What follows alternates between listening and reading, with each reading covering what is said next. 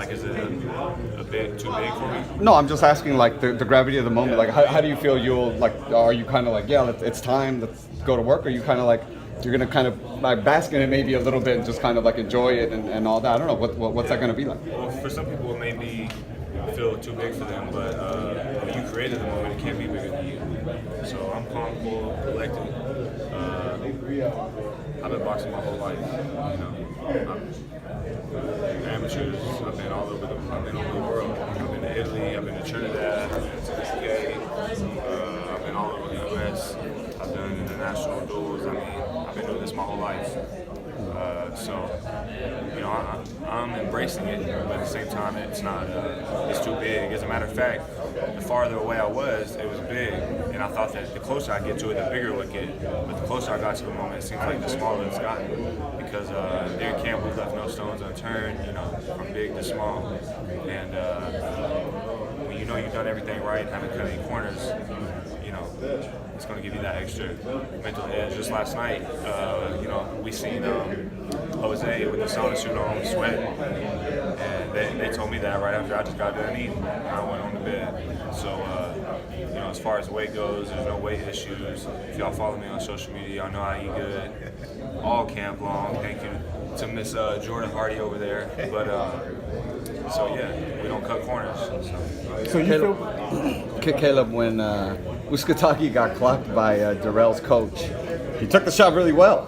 What were your thoughts on that when that happened, and what does that tell you about his chin? It seemed like he got a little bit of a beard, don't he? Yeah. So, I mean, you know, good for him. But Uncle Darrell ain't Caleb playing either, so just made for a good social media moment, I guess, you know. What were your thoughts on that when that happened? It's a little crazy to me, you know. It seems like that's not what Andre wanted, you know. It didn't seem like he was happy with that.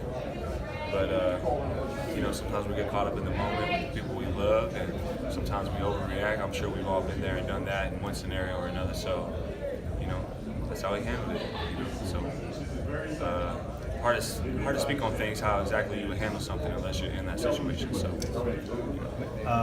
Mikey Garcia. Okay. Yeah, brother. Yeah. Training camp was all good. No issues. Smooth as butter, man. Smooth as butter, he says. Yes, sir. This has been I'm sure y'all have heard this a million times. This is my best camp ever. But this has truly been my best camp ever. I'm physically the strongest I've ever been. I'm punching harder than I ever have. My hands are healthy. It's a little crooked. Y'all can see it's a little bit crooked, but I've been winging and sparring. I've been letting Put it back out there? It hasn't been giving me any trouble, any problems at all. Okay. That fit in the glove still? We got a custom glove with the thumbs on this side. But yeah, camp, from the quality of sparring, we've had Ahmed Abiali, who was fighting on the show as well. I want to give a shout out to him. Anyone who knows Ahmed Abiali knows he's a rough, tough dude who comes forward. He's bigger than Jose. He's thicker than Jose. He's stronger than Jose. That dude's, you know, 200 pounds. And let me just say, it's been, you know, I've been doing good sparring. So. What do you shout plan out to on? Ahmed Abiali. Thank you for the work, man. The dude, he brought it all camp long. He's giving me great rounds. So. What is it that you plan on taking advantage of against Jose come Saturday night or Sunday night? You have to tune in. I'll be there. All right. I'll be You there. dropped info on the after party. Is that confidence, or is that just? Does that give you an edge, or because UZCATEGUI's gonna see it and his team is gonna see it? So, I mean, I'm taking the belt to Greystone. Yeah. So that's it. Drake got a song, "Popping Bottles at Greystone." Maybe he'll be there. Last question for me.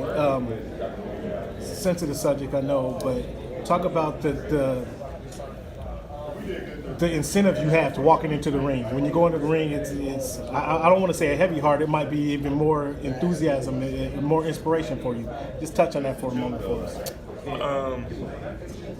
By no means have I ever claimed to have the worst story. I didn't grow up the poorest kid. I grew up poor, but not the poorest. I grew up tough, but maybe not the toughest. I grew up, you know, it was hard, but it may not have been the hardest. But that story means something to me. And I have been through things that a lot of people haven't. I've been through things that have folded a lot of people, made them great, and I haven't. I said many times, I'm going to keep on saying it. I've taken many defeats throughout my whole entire life. I've never been defeated, ever. I come out the other side every time. Every time. That gives me confidence. So To know that I cannot be folded. So help some people going through similar issues. How do they overcome them? How do put one foot above it, in front of the next? Wake up every morning with a confident personality or a confident outlook. How do you get through it and help others that are going through the same thing get through that? there is no secret. It's no math equation. You stand up out of bed, you put one foot on the ground, and you put another foot in front of it, and then you put another foot in front of it, and you just keep going. That's it. And it's up to you.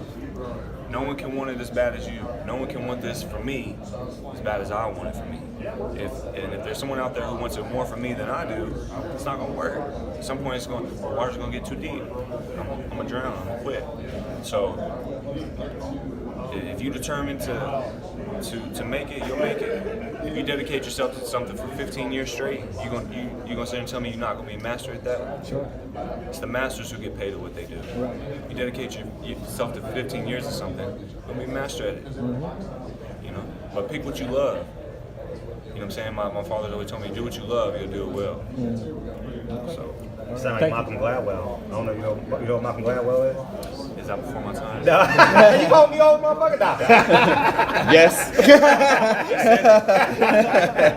No, but I want to ask you about Earl Spence, Mikey Garcia, so we can get this interview with a little bit more legs.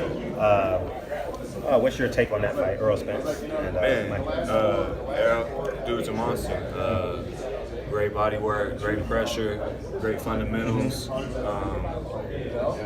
then it's hard to also bet against somebody like Mikey, you know, someone who's proven himself over and over and over. Great boxing skill, great boxing fundamentals as well. Boxing in his blood, you know. But if I had to put money on it, I'd go with Earl, you know. Yeah, he's the bigger dude.